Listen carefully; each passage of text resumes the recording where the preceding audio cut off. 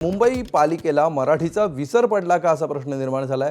पालिकेतील अधिनियमाची प्रत इंग्रजीमध्ये असल्यामुळे ठाकरे गटाचे नगरसेवक आक्रमक झालेत।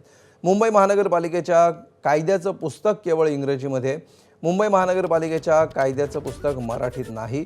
मुंबई महानगरपालिकेमध्ये नगरसेवकांना केवळ महापालिकेमध्ये कायद्याचं इंग्रजीतल्या पुस्तकाचं वाटप करण्यात आलं।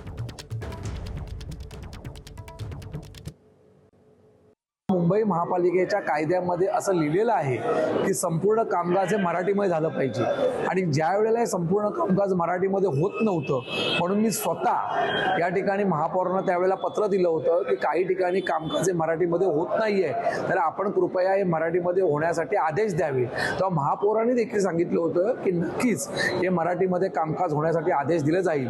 परंतु आज जेव्हा नगरसेवकांना ही पुस्तिका वाटली गेली तेव्हा आम्ही जेव्हा बघितलं तेव्हा पुन्हा एकदा आश्चर्यचकित झालेलो आहे की इंग्रजीमध्ये ही पुस्तिका संपूर्ण बनवलेली आहे। खरं म्हणजे हा ऍक्ट मराठीमध्ये असणं गरजेचं आहे।